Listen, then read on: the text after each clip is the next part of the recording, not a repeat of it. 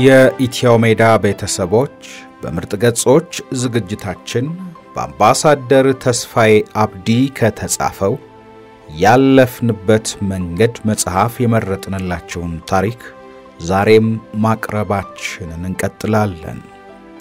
ውድ ቤተሰቦቻችን ዝግጅታችንን መከታተል ስትጀምሩ ቻናላችንን ሰብስክራይብ እንድታደርጉ በአክብሮት እንጠይቃለን።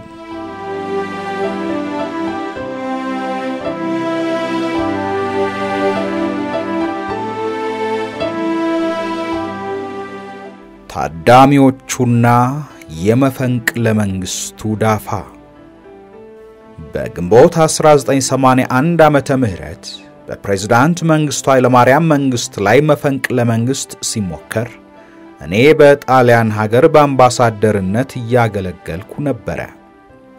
ቀደም ባሉት ምዕራፎች እንደገለጽኩት እኔ ተሰጠኝን ኃላፊነት መሰረት አድርጌ ተግባሮቼን አካሂድ በነበረበት ወቅት በተደጋጋሚ ጋረጡብኝ የነበሩ ፈተናዎችን አንስቻለሁ። ሁሉንም ሴራ የተሞላባቸው መሰናክሎች እያለፍኩም 1981 ዓመተ ምህረት ደረስን። በዚያን ወቅት የሀገራችን ፖለቲካና አስተዳደራዊ መሰረቱ በብዙ መልኩ አቅሉን እያጣ በመሄድ ላይ እንደነበረ ተገንዝበን ነበር። የዓለም አቀፉ የቀዝቃዛው ጦርነት ወላፈን ከመቀዝቀዝም አልፎ በረዶ በሆነበትና የምስራቅና የምዕራብ ተቃርኖ አቅጣጫውን በለወጠበት ሶቪየት ህብረትን ጨምሮ የምስራቆቹ ሶሻሊስት ደጋፊዎቻችን እንደ ኢትዮጵያ ያሉ ምስኪን የሶስተኛው ዓለም ሀገሮቻቸውን ሜዳ ላይ በትነው የመሄዳቸው ክስተት በኢትዮጵያም ላይ ከፍተኛ አደጋ ማምጣቱ በግልጽ የሚታይ ሆኖም ነበር። ይህ ድንገተኛ የሆነ ዓለም አቀፍ የፖለቲካ አቅጣጫ ለውጥ ክፉኛ ያስቆጣቸው ፕሬዝዳንት መንግስቱ በገለጽኩት ውይይታችን አብረናቸው የቆምነው ሶቪየቶች አፍጋኒስታንን ጥለው ወጥተዋል፣ በአፍሪካም የሚሞክሩት የቆሸሸ ሆኗል፣ ከፓኪስታን ጋር ያደረጉት ያሳፍራል፣ በካምቦዲያና ኒካራጓ ሁሉ የሚያደርጉትን ስናይ እኛንም እንዳራገፉን ገብቶናል ብለው የተናገሩትን ሳስታውስ አገራችን ላይ ያስከተሉት የፖለቲካ ትርምስ መከሰት እምብዛም የሚያስገርም አልሆነብኝም። እኔ ከሀገር በሺዎች ማይሎች ርቄ በመገኝበት በጣሊያን ሀገር ሆኜ ኢትዮጵያ ውስጥ ይንተከተክ የነበረው የ1981 የመፈንቅለ መንግስት ሙከራ የደርግ ሥራ አስፈጻሚ ኮሚቴ አባልና ሶስተኛው የኢትዮጵያ መንግስት ግዙፍ ባለስልጣን የነበረውን የኮሎኔል ፍስሐ ደስታን አምሳል ተላብሶ እኔንም እዚያ ማቅ ውስጥ ለመክተት ባልዋልኩበት ችግር ጋረጠብኝ። የመፈንቅለ መንግስት ሙከራው በእኔ ሕይወት ላይም ትልቅ አደጋን አመጣ። የተቀነባበረብኝ ሴራና የተነዛ የነበረው ውዥንብር ያለ ጥርጥር ሙልጭ አድርጎ የሚጠርገኝ ሆነ። የአደጋው ቅንብር ያለ ምክንያት የተከሰተ አልነበረም። አጋጣሚና ኃላፊነት የመወጣት ግዴታ ተቀናጅተውብኝ የኮሎኔል ፍስሐ ደስታ ሚስጥራዊ ተግባሮች ሀገርን የሚጎዱ መሆኑን በማወቄ እጅግ የተቆጣው ይህ ከፍተኛ ባለስልጣን ቀን ከሌት አድብቶ በስውርና ሲያመቸውን በግልጽ ማጥፋት የሚፈልገው ዋና ሰው እኔ ሆኜ መገኘቴን በመጽሐፉ ሳይቀር ራሱ አቀረበው። እኔ በሱ ላይ ከሥራ አጋጣሚ ውጪ የግልም ሆነ የድርጅት ዘመቻና ተቃርኖ ወይንም በንዝህላልነት የምፈጥር ምክንያት አልነበረኝም። በገለጽኳቸው መንስኤዎች ብቻ ግንኙነታችንን ወዳጅነትና ተቃርኖ የተደበላለቀበት ቆይ ብቻ ማድረግ ወደደ። በግልጽ በኢሳት የሳምንቱ እንግዳ ፕሮግራም ላይ ገለጽኩት ጉዳዩን ሰምቶ ቅጥፈቱን እንዲያውቅና ሪፖርቱን ያቀረቡትን የደህንነት ሚኒስትርና አንብበው ለሊቀመንበሩ እንዲተላለፍ ያዘዙት ጠቅላይ ሚኒስትር በሕይወት እያሉ የተጠቀሰውን ስውር ተግባሩን አቅርቤያለሁ። ያው ምስክሮቹና ፕሬዝዳንቱም በሕይወት ስላሉ እውነቱ ቁልጭ ያለ ስለነበረ የሚለው አልነበረውም። በስራ ባህሪዬና አብዮቱ በጣለብኝ ኃላፊነት ብቻ በአገርና በሕዝብ ላይ አደጋ የቃጡ ጉዳዮችንና አጋጣሚዎችን በሚመለከቱ ገጠመኞች ተፋጠናል። በተለያዩ አጋጣሚዎችም በነበረው ስልጣን አግባብ ያልሆነ እርምጃ ወስዶ እንዳያጠፋኝ በቅርብ የሚያውቁኝ የመንግስትን ስልጣን የሚመሩ ዋና ኃላፊዎች ባደረጉት ጥረት እንዲሁም በምድብ ስራይ ላይ የማልለግምና የማልፈራ ፕሬዝዳንት መንግስቱ መርጠው ያስቀመጡኝ ባለሙያ በመሆኑ ሴራው ሁሉ አልሳካ አለው። አብዮቱና ትዝታዬ በተሰኘው መጽሐፍ ውስጥ እኔ ከባህር ርቄና ሀገር አቋርጬ ከተለየሁት ከዓመታት በኋላ በስልጣን ዘመኑ ሊፈጽምብኝ አስቦ የነበረው ደባ ለመሳካት እየቆጨው ስለኔ ጉዳይ ከመናገርና ከመብሰልሰል አላቋረጠም። ወደዚህ ጉዳይ በዝርዝር ከመግባቴ በፊት ስለ ሰውየው ባህሪ ጓደኞቹ የሆኑት የደርግ አባላትና በስማ በለው ሳይሆን በጽሑፍ ማስረጃ የቀረበውን ዳስሳለሁ። የደርግ አባላትን በማበጣበጥ ተልኮ ስላወካቸው በዝርዝር ያቀረቡትንና በጽሑፍ የተዘገበው እንዲህ ነበር። ኢሰፓኮ ሊመሰረት ዝግጅት ይደረግ በነበረ ጊዜ 5 የምንሆን ከፍተኛ ኃላፊዎችን ሊቀመንበሩ የኢሰፓኮን መሰረት የመጣልና አባላትን መርጦ የማዘጋጀት ኃላፊነት ላይ መደቡን። ከደርግ አባል እስከ ህዋስ ድረስ ከሁሉም ሀገራዊ አደረጃጀት ለኮሚሽኑ አባልነት ብቃት ያላቸውን አጣርተን የኢሰፓኮን መሰረት እንድናደራጅ ተወሰነ። በአደረጃጀቱ ሂደትም የደርግ አባላትን ሆም ብለን ያገለልናቸው እንደሆነና ለዚህም ዋናው ምክንያት ሰብሳቢያችን ተደርጎ የተመደበው ፍቅረ ስላሴ መሆኑን የሚያነሳ ከፍተኛ የወሬ ውዥንብር ከኮሎኔል ፍስሐ ሰማን እየተባለ ቅሬታ መናፈስ ጀመረ። የደርግ አባላቱ በዚህ አሉባልታና ውዥንብር ጉዳይ ሲፋጩ ከቆዩ በኋላ ነገሩ እየባሰ በመምጣቱ በሊቀመንበር መንግስቱ የሚመራ ሂሳዊ ስብሰባ ተጠራ። ያ ስብሰባ አስገራሚ ድራማዎች የታዩበት መድረክ ነበረ። በዚያ የደርግ አባላት ሂሳዊ መድረክ ላይ የፍስሐ ደስታን አበጣባጭነትን በመግለጽ የተደረገውን ውሎ ብርሃኑ ባይህ ያልታሰበው የህይወቴ ፈታኝ ጉዞ በተሰኘው መጽሐፋቸው ከገጽ 557 እስከ 561 አስፍረውታል።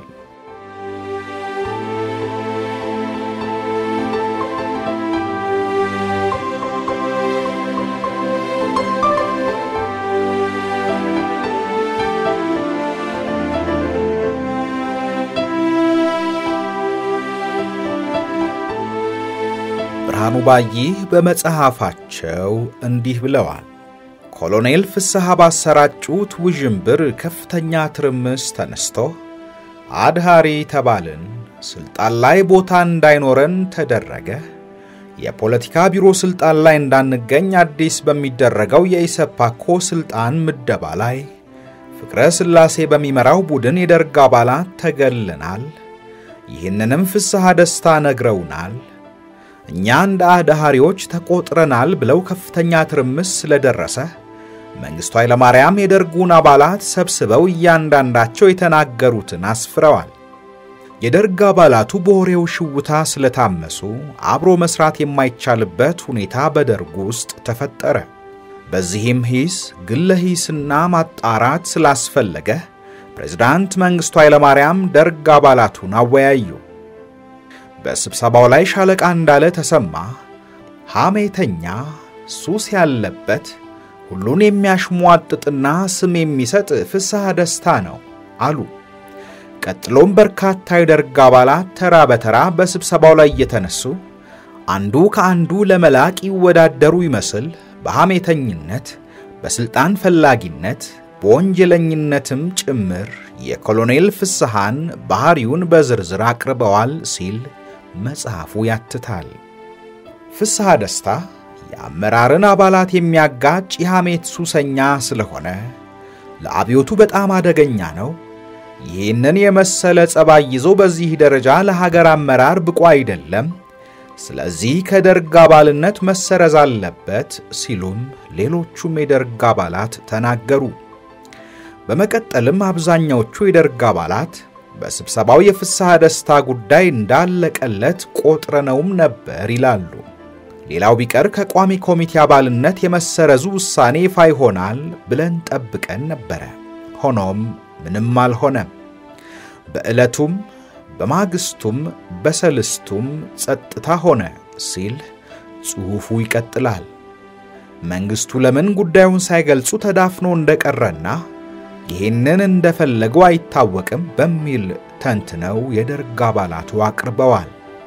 በህወሓት ተቃዋሚነት የተመለሱ አባላት ባቀረቡት ሪፖርት ሚስጥሩ ቢወጣም ሊቀመንበሩ በግላሽተውት በሚዛን መጠበቂያ ሊጠቀሙበት ጨምድደው በስራ ላይ ያቆዩት እንጂ እርምጃ አልወሰዱም። ከፋፍሎ ማስተዳደር የአመራር ዋስትና ነው የሚል ዘይቤ እንደሚያራምዱ በሁሉም ዘንድ የሚታወቅ ስለነበረ በሁኔታው የአመራር አባላቱን እያቃረኑ እንዳይግባቡ ይጠቀሙ ነበር። የኮሎኔሉ የጥቃቱ ቀስት ያነጣጠረው በተለይ በእኔ ላይ ነበር። በቀደመው የሆለታው ሪፖርትም ሆነ በአዲሱ አደራጅ ኮሚቴ ስለተገኘው ስልጣኑ በፈቀደ መጠን ሁሉ ሊያጠፋኝ ተፈታትኖኝ ሊያደርገኝ ይፈልገው ደባ በሐሰት ሪፖርቱ አለመሳካቱ እጅግ ስለቆጨው ያቀረበብኝን ሪፖርት የአብዮቱ ትዝታዬ በተሰኘው መጽሐፉ ገጽ 488 ላይ እንዲህ ሲል ጻፈው። ጀነራል ፋንታ ከጣሊያ ባለሀብቶች ጋር ለመደራደርና ለመነጋገር ወደ ጣሊያን በመሄድ ሰበብ በጣሊያን የኢትዮጵያ አምባሳደርና ቀደም ሲል የአየር ኃይል ባልደረባ በነበረው በሻለቃ ተስፋዬ አብዲ አገናኝነት ከሻዕቢያ ወኪሎች ጋር ተነጋግረው እንደነበረ ተሰማ። ሻዕቢያም በጦርነቱ እጅግ ተሰላችተው ስለነበረ ቶክስ ለማቆምና ለመደራደር ቃል መግባቱን ለጀነራሎቹ ተስፋ ሰጭና ተጨማሪ ግፊት ሆኖላቸዋል በማለት እኔ ባልተሳተፍኩበትና ምንም መተባበር ባላደረኩበት ኩዴታ ጋር አቆራኝቶ ለማስመታት የነበረውን ፍላጎት ገልጿል። ኩዴታው ከመደረጉ ቀደም ብሎ በነበሩ የተለያዩ ጊዜያት ጀነራል መርዕድ ንጉሴ፣ ጀነራል ፋንታ በላይ፣ ጀነራል ተስፉ ደስታ፣ ጀነራል ተስፋዬ ወልደየስ፣ ጀነራል ሰለሞን በጋሻው፣ የተከበሩ አቶ አስፋሃ ወልደ ሚካኤል፣ አርቲስት አፈወርቅ ተክሌ፣ የደርጉ የፖለቲካ አባል የነበሩት ሽመልስ ማዘንጊያና ሌሎችም ወደ ጣሊያን መጥተው ከኔ ጋር ጣሊያን ቆይተው ነበር። በዚያ ወቅት ፍስሐም ሁለት ጊዜ በጣሊያን በኩል መለስ ቀለስ እያለ ያልሆነና ያልተገናኘ ሀተታ ኩዴታ ያቀነባበርኩ መሆኔን በመጽሐፉ ባስቀመጠው አይነት ለሊቀመንበር መንግስቱና ለደህንነት ሪፖርት አቅርቦ አደጋ ላይ ሊጥለኝ የሚያደርገውን ሙከራ ከወዳጆቼ ዞሮ ይደርሰኝ ነበር። ኩዴታው እንደከሸፈም ያለበትን ስልጣን በመጠቀም አምባሳደሮች በሙሉ የድጋፍ መልእክት አስተላልፈዋል። የድጋፍ መልእክት ያላስተላለፍከው አንተ ብቻ ስለሆንክ በአስቸኳይ የድጋፍ መልእክትህን እንድታስተላልፍ በማለት ከኔ ጋር በማያገናኘው የሥራ መስመር ገብቶ ስልክ ደወለ። የውጭ ጉዳይ ሚኒስትሩም የሚመለከተው ስለሆነ በተገቢ ሁኔታ ደውሎ ድጋፍ ለምን አላረክም ብሎ ችግር እንዳልገባ የሚደረገውን ስላየ ጠየቀኝ።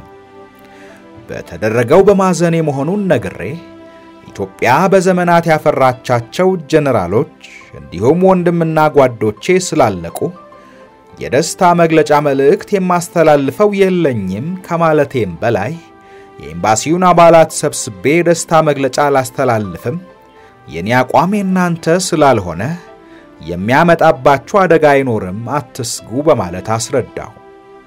የኩዴታው አመራር አባል ወይንም ዋና አቀነባባሪ አድርጎ ሊያስመታኝ መፈለጉን ዲፕሎማቶቹ ጠንቅቀው አውቀዋል። ቀደም አድርጌ ለአመራሩ በዲፕሎማቲክ መልእክት መላኪያ የኤምባሲ አባላት ይቅርብህ እያሉ የላኩትን 45 ደቂቃ የፈጀ በጽሑፍና በድምጽ የተዘጋጀ የስልጣነኝነት አደጋ ጉዳይ በሚያተኩር ያስተላለፍኩትን ግልጽ የግሌን አስተያየትም መጠቀሚያ ለማድረግ ሞክሯል። አደጋ እንደተቀነባበረብኝ ከወዳጆቼ መልእክት ይደርሰኝ ጀመረ። ፍስሐ የኩዴታው ሴራ አቀነባባሪና ጀነራሎቹን ከሻዕቢያ ጋር የማገናኘው እኔ እንደሆንኩኝ ሪፖርት ማድረጉን ሰምተው የሚበጀኝን እንዳደርግ ከወዳጆቼ በቅጽበት ሰምቼ ነበር። የስንቶች አጽም የረገፈበትንና በኃላፊነት የነበረ ሰራዊት የሞት ሽረት ትግል ያደረገበትን ክቡር አርማ ረግጬ እኔ ሻዕቢያ ተወካይ ልሆን ያንኑ የወንጀላ ሪፖርቱን ከዓመታት በኋላ በመጽሐፉ በግልጽ ደገመው።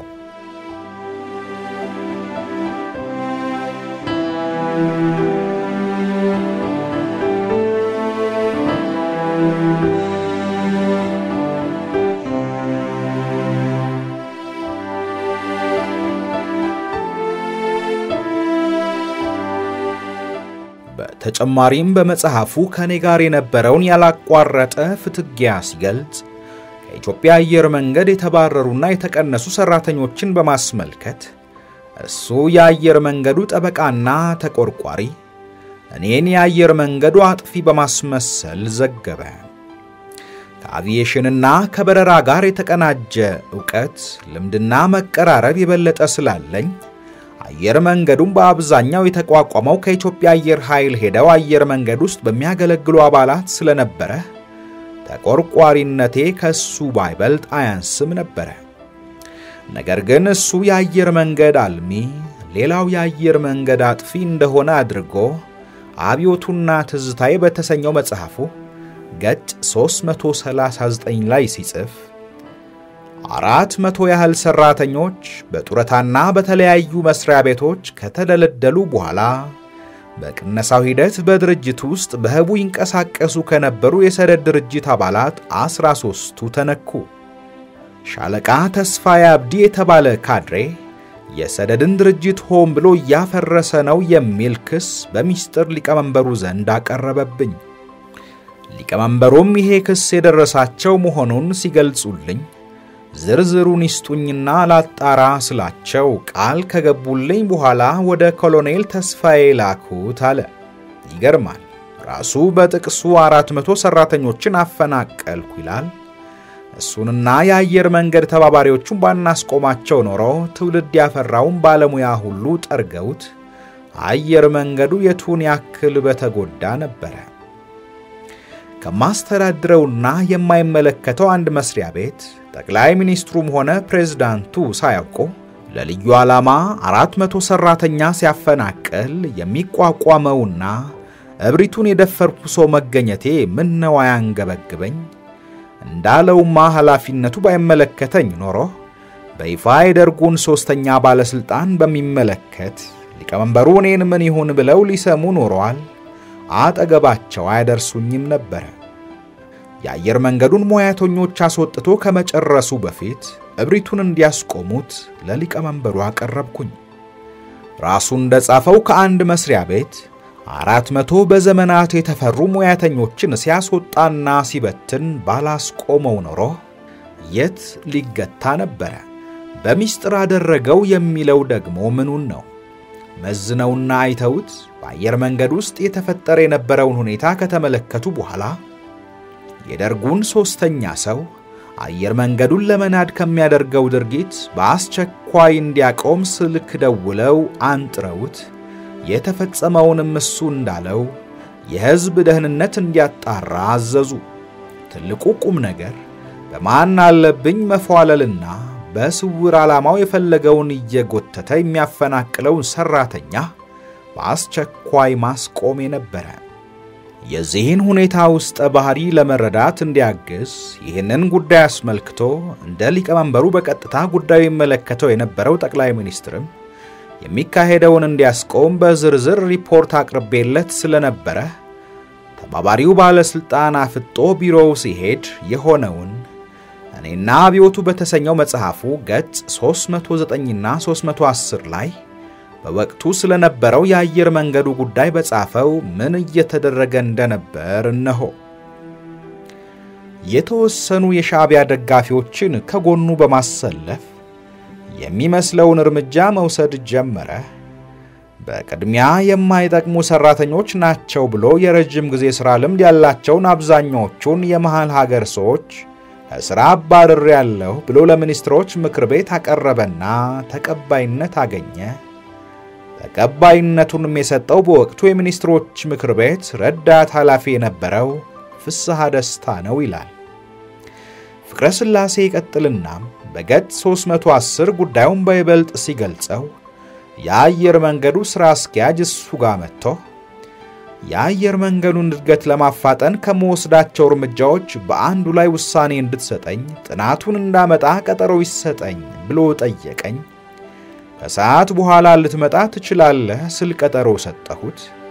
በቀጠሮው ሰዓት መጣና አየር መንገዱን ለማሻሻልና አትራፊ ድርጅት ለማድረግ ከሚወሰዱ እርምጃዎች አንዱ የአየር መንገዱን አርማ መቀየር ነው ብሎ ነባሩን ይተካል የተባለውን አርማ በፎቶግራፍና በስዕል አስደግፎ አሳየኝ። ነባሩን አርማ ለመቀየር የተፈለገበት ዋና ምክንያትን ሲያስረዳም አየር መንገዱ በመለወጥ ሂደት ውስጥ መሆኑን ለማሳየትና ለውጥም የሚያስፈልግ በመሆኑ ነው በማለት ምን እንደሚመስል ስዕሎቹን ያመላከተ አብራራልኝ። አንደኛ አንበሳውን በወፍ ይቀይራል። ወፏን አላወቅኳትም። ሁለተኛ ከአውሮፕላኑ አፍንጫ ጀምሮ እስከ ጭራው ድረስ የተዘረጋው የኢትዮጵያ ባንዲራ ይነሳና በሰማያዊ ቀለም ይተካል። ሶስተኛ በአየር መንገድ ቢሮዎች ላይ ያሉ ምልክቶች ሁሉ በሰማያዊ ቀለም ይተካሉ ብሎ ሰፊ ገለጻ ሲያደርግልኝ በጥሞናና በአግራሞት አዳመጥኩት።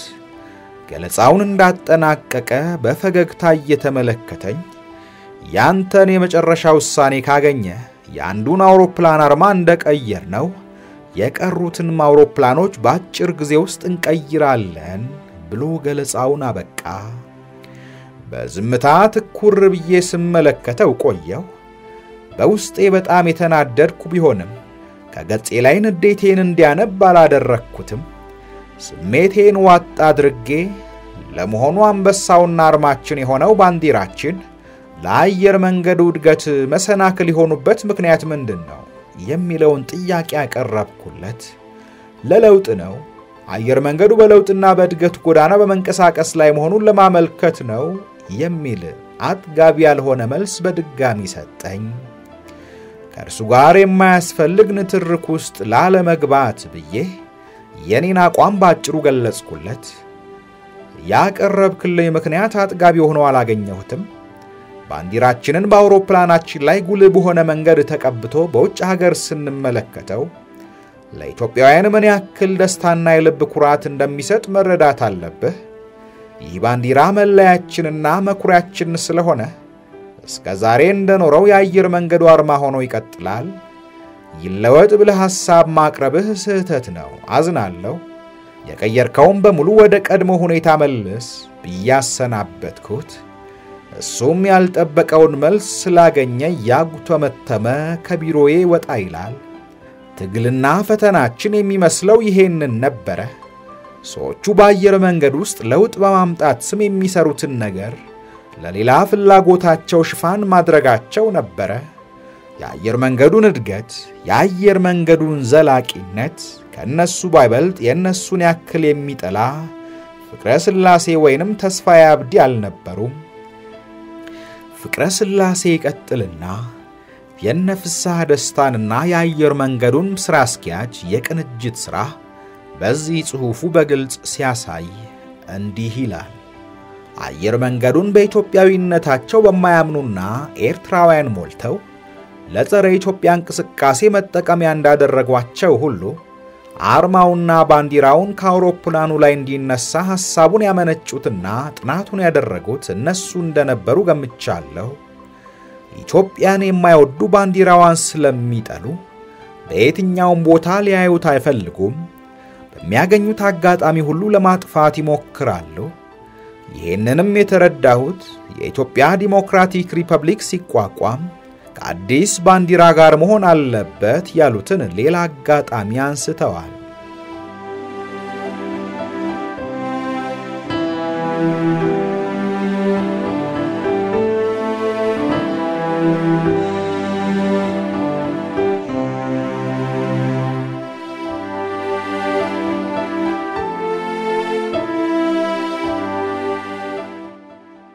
የዚህ ሁሉ ትግል አዝማች ኮሎኔል ፍስሐ ደስታ ይሄንን ነገር እንዲያቆም በአየር መንገዱ የፖለቲካ አመራር በሚያደርሰኝ ሪፖርትና በነበረኝ ፖለቲካዊ ኃላፊነት ይመለከተኝ ስለነበረ ይሄንን አላነቃንቅ ብዬ ስላቆምኩትና እምቢም ብሎ ሲቀጥልበት ለጠቅላይ ሚኒስትሩና ለሊቀመንበሩ አደጋውን ለመከላከልና ሕግ አክባሪ ባለሙያዎችን ለማዳን የሚገባኝን አደረግኩኝ። ግሳጼ ደረሰበት። ጥቂቶችን ያባረረ ቢሆንም ደርሼበት ብዙዎችን ከማባረርና የዓላማውን በሙሉ አለመሳካት ስላመከንኩት ቂም በመያዝ ዘመናት ካለፉ በኋላ ውስጡ ታፍኖ የኖረውን እሳት በመጽሐፍ ውስጥ ለቆታል። አየር መንገዱን በተመለከተ በወቅቱ ያስተዳደርና የሰው ጉዳይ ኃላፊ ሆነው ይሰሩ የነበሩት ሻለቃ መርዕድ አባተ ነበሩ።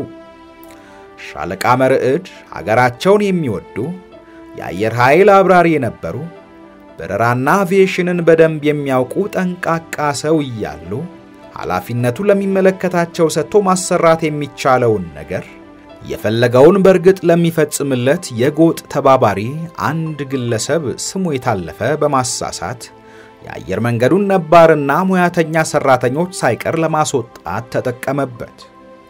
ጥቂቶች ሲመለሱ ብዙዎች እንደወጡ ቀሩ። የሚጠቀሙበት ግለሰብ ድርጊቱን ለማስቆም በጠቅላይ ሚኒስትሩ ቢሮ አማካኝነት ለተወሰነ ወቅት ጊዜያዊ ኮሚቴ ውስጥ እንዲሰራ የመመደብ ትዕዛዝ እንዲሰጠው ይደረጋል። በዚህም የአየር መንገዱን ሰራተኞች ከማስወጣት ለማስቆም ነበር። ግለሰቡን ገፋፍተው አየር መንገዱ የጠቅላይ ሚኒስትሩን ትዕዛዝ የማይቀበል ነፃ ድርጅት ነው፣ ይህንን ትዕዛዝ አልቀበልም ሲል ከጀርባ በተበረታታው መሰረት የመንግስትን ትዕዛዝ ሳይፈጽም ይቀራል። ጠቅላይ ሚኒስትሩም ግለሰቡ የሚደረገውን ነገር የማያውቅ ስለሆነ ማሰርና ማንገላታት አያስፈልግም፣ ነገር ግን ሄዳችሁ አነጋግራችሁ አየር መንገዱም ሆነ ሌሎች መስሪያ ቤቶች በተቋም ተዋረድ የሚሰሩ የሚኒስትሮች ምክር ቤት የሚያዛቸው ናቸው።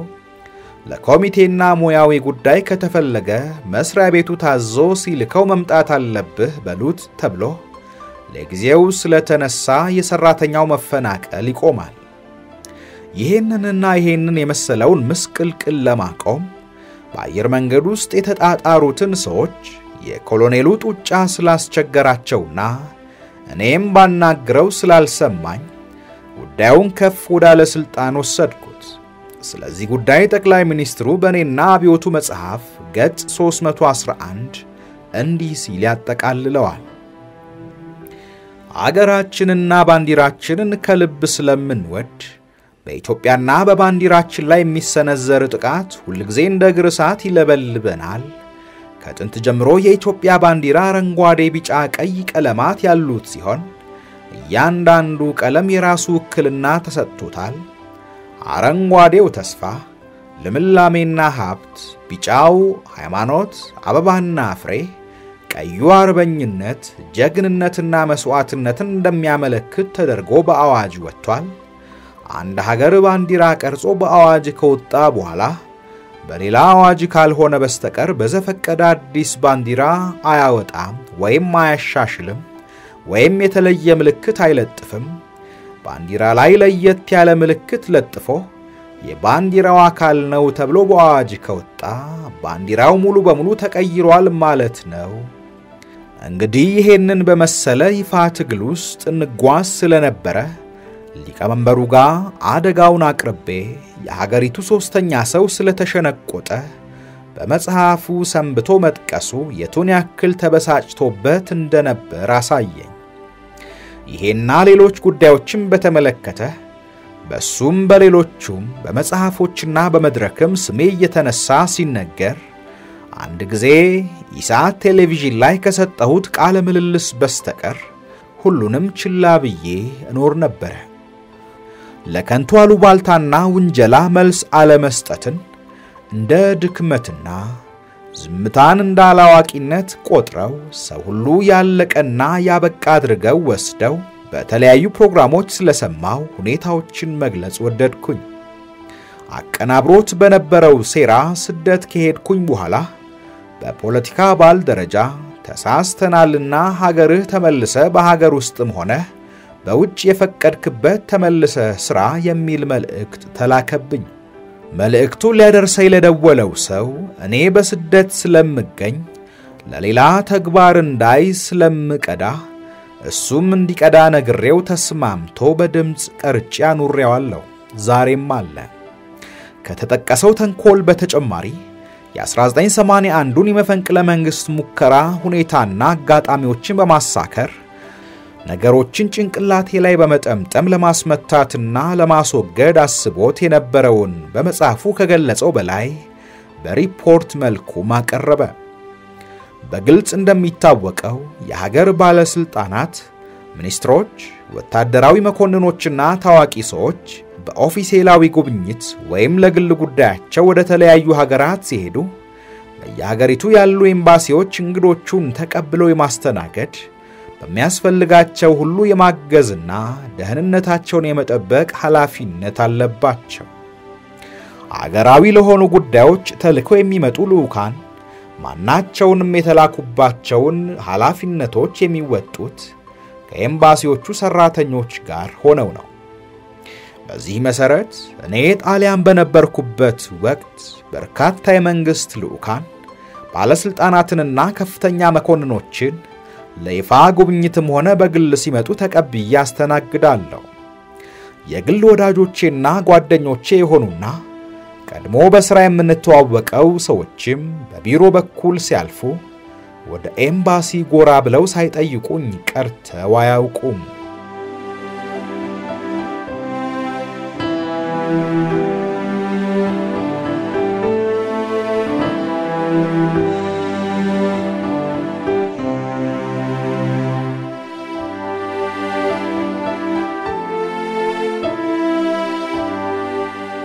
በዚህ መልኩ ኩዴታው ሊሞከር የመቃረቢያ ሰሞን ጣሊያን ከመጡ ከፍተኛ መኮንኖች አንዱ ሜጀር ጀነራል መርዕድ ንጉሴ ነበሩ። ከኚህ ጀነራል ጋር በሰራዊት ኃላፊነት አብረን እንሰራ በነበረበት ወቅት በነበረን ትውውቅ ቅርብ ግንኙነት ፈጥረናል። ሜጀር ጀነራል መርዕድ ንጉሴ ወደ ጣሊያን የመጡት ለሕክምና ነበረ። በደረሰባቸው አደጋ ሳቢያ እግራቸው ተሰብሮ በጽኑ ይታመሙ ነበር። በአገር ውስጥ የተደረገው ሕክምናም ስላልረዳቸው በውጭ ሀገር የሕክምና እርዳታ እንዲያገኙ ደጋግመው ማመልከቻ ቢያቀርቡም ሐኪም ያዘዘው የጤና ትብብር ችላ ተባለ። በተለይም ከብርጋዴር ጀነራል ገብረ ክርስቶስ ቡሊ ጋር በተደረገው ግጭት ከስልጣናቸው እስከ መነሳት ደርሰው ከፕሬዝዳንቱ ጋርም ስለተቃረኑ የመከፋፋቱ ምክንያት ሆነ። ሁኔታው እንዲህ ነበር። ብርጋዴር ጀነራል ገብረ ክርስቶስ ቡሊ ሻምበል ሆኖ መከላከያ ትምህርት መምሪያ ውስጥ በረዳትነት ይሰራ የነበረ ዳተኛና ከሁሉ የሚጋጭ ግለሰብ ነበር። የፕሬዝዳንት መንግስቱ ኃይለማርያም የ2019ኛ ኮርስ ባልደረባና ወዳጅ ስለነበረ ብቻ የጦር መምራት ልምድ ሳይኖረው በመጀመሪያ ብርጋዴር ጀነራል ተስፋዬ ገብረ ኪዳን በሚመሩት የደርጉ የመከላከያ ኮሚቴ ውስጥ የዘመቻ ኃላፊ ሆኖ ተመደበ። የሻምበል ማዕረጉ ወደ ጀነራልነት ተስፈንጥሮ በኮሚቴ ውስጥ ኃላፊዎቹን ከማዘዝ አልፎ ከፕሬዝዳንቱ ጋር በመከላከያ ጉዳይ ዋና ግንኙነት የሚያደርገው እሱ ብቻ ሆነ። በፕሬዝዳንት መንግስቱ ስም ትዕዛዝና መመሪያ ለሁሉም ያስተላልፋል። የውድቀት ሁሉ መነሻው ይሄ ሆነና እብሪትና የስልጣን ብልግናው ገደብ የሌለው ይህ ሰው መሪዎችንና አዛዦችን አመሳቸው። በዚያን ወቅት በነበረው የዋና ኮሚሳርነት ኃላፊነቴ ሰውየው ሰከን እንዲል ለማድረግ ተወያይተን የነበረ ቢሆንም ሙከራዬን ከምንም አልቆጠረውም። በእብሪት ክፉኛ ያበጠው ብርጋዴር ጀነራል ገብረ ክርስቶስ ቡሊ ከሌሎቹ አዛዦች እንደሚጋጨው ሁሉ በአንድ ወቅት ከሜጀር ጀነራል መርዕድ ንጉሴም ጋር ይጋጫል። የሰራዊቱ ቺፍ ኦፍ ስታፍ መሆናቸውንም ከቅንጣት አልቆጠረውም። ጀነራል መርዕድ እንደነገሩኝ በፕሬዝዳንት መንግስቱ ስም ያልታዘዘ ሥራ አለ ብሎ በብዙ አጋጣሚዎች እየተፈታተናቸው ሊያዛቸው ይሞክራል። እኚህ ሰው ይሄንን ሁኔታ ምርጫ ስላልነበረና ለሊቀመንበሩ ቢነግሩትም ውጤት ስላጣ ቢያልፉትም ሰውየው ግን ማስቸገሩን አልተወም። በተመሳሳይ ሁኔታ ጨዋና በሳል የሆኑትን የመከላከያ ሚኒስትሩን ጀነራል ታዬ ጥላሁንን ስልክ ደውሎ የማይፈቅዱትን ነገር ለማዘዝ ያደረገውን ሙከራ ጀነራል ታዬ ቀልድ ስለማያውቁ በጨዋነት የሊቀመንበሩን መልእክት ማስተላለፍ እንጂ ማድረግ ያለባቸውን እሱ ሊነግራቸው የሚሞክረውን ከቁም ነገር ሳይቆጥሩት ሲቀሩ ድምጹን ከፍ አድርጎ የበላይነቱን ለማሳየት ሲጋበዝ በራሳቸው የሚተማመኑትና ለስልጣናቸው ክብር ያላቸው አዛዡ አጠገባቸው ሆኜ ያየው ስልኩን ከረቸሙበት። በወቅቱ በስራ ምክንያት ከሚኒስትሩ ጋር ስለነበርኩኝና ሁኔታውን በማየቴ ጉዳዩን ስለሚመለከተኝ ለደርጉ የፖለቲካ ኃላፊ ለገሰ አስፋው ገብረ ክርስቶስን ከተደጋጋሚ እብሪቱ እንዲታቀብ በበኩል ያነጋገርኩት ቢሆንም የሂስ ጊዜ አበጅቶ እንዲያስታግሰው ጠየቅኩት። ምንም ያደረገው ነገር የለምና እንዲያውም እየባሰበት ሄደ። ይህንን ያክል የተወጣጠረው ገብረ ክርስቶስ መከላከያ በሚደረግ ከፍተኛ ስብሰባ ላይ ለመገኘት ሜጀር ጀነራል ኃይለ ጊዮርጊስ ቢሮ ይሄዳል። እግረ መንገዱን ዋና ኢታማዦር ሹሙን ሜጀር ጀነራል መርዕድ ንጉሴ ሊያገኛቸው ቢሮአቸው ይሄዳል። ይህ ብዙ ጊዜ የሚያቆስላቸው ሰው አሁንም ቢሮአቸው መጥቶ ሲያነጋግሩ የሚነግሩትን አልሰማ ብሎ ማንጓጠጥና ማዋረድ ሲሞክር ቀደም ሲልም በተደጋጋሚ ሞከረውንና የሚያስቆመው አለመገኘቱ አንገሽግሿቸው የነበሩት ቆፍጣናው የቀድሞ ኮማንዶ አስተማሪና የልዩ ኃይል ብርጌድ መሪ የነበሩት ተፍ ብለው በመነሳት መሳሪያውን ለማውጣት እድል ሳይሰጡት በኮማንዶ አይነ ስቡን ነድለውት ከመሬት ደባልቀው ፋታ ሳይሰጡት ይረግጡታል። ችግሩ ከመጣባቸው አልቀረ ይለይለት ብለው እስከ ወዲያኛው ሊገላገሉት ማካሮቭ ሽጉጣቸውን በመምዘዝ ላይ እንዳሉ አጃቢያቸው የነበረው የ50 አለቃ ዋቅሹምና ልዩ ረዳታቸው ሻለቃ ፈቃደ የገብረ ክርስቶስን ዋይታና እሪታ ሰምተው ዘለው ይገቡና ጀነራል መርዕድን በመምዘዝ ላይ ያሉትን ሽጉጥ እንዳይጠቀሙበት ተጫዋጩውና ተማጽነው በመለመንና ላያቸው ላይ ተጠምጥመው በመገላገል ከሞት ያተርፉታል። በጣም ስለተጎዳና ጣር ስለያዘው በፍጥነት ወደ ጦር ኃይሎች ሆስፒታል ወዲያው ለሕክምና ይወሰዳል። ይህንን ሰምቶ የተናደዱት ፕሬዝዳንቱ ሁለቱንም ባለስልጣኖች ከስራቸው አግደዋቸው ሁኔታውን ለማዕከላዊ ኮሚቴው ይገልጻሉ። ሜጀር ጀነራል መርዕድ ቢሮአቸው ድረስ መጥቶ የተዳፈራቸው መሆኑ ታይቶ ከስልጣናቸው ተነስተው ወደ ክፍለ ሀገር አስተዳዳሪነት ይመደባሉ። ይህም ድርጊት ባለጌን ማበረታታትና ያዋረዳቸውን ሰው ስለተቋቋምኩ የተደረገብኝ የማይገባ እርምጃ ነው፣ ጥፋቱ እሳቸው ባስቀመጡት ቋንቋ ተናካሹን በላያችን ላይ የለቀቀው ሰው ነው ሲሉ በሊቀመንበሩ በጣም አዝነው እንደነበር ነግረውኛል። ብርጋዴር ጀነራል ገብረ ክርስቶስ ደግሞ ከዚህ ሁኔታ በኋላ በጡረታ ይገለላል። ሜጀር ጀነራል መርዕድ ንጉሴ ከጥቂት ጊዜ በኋላ ወደ መከላከያ ኢታማዦርነት ስልጣናቸው እንዲመለሱ ተወሰነ።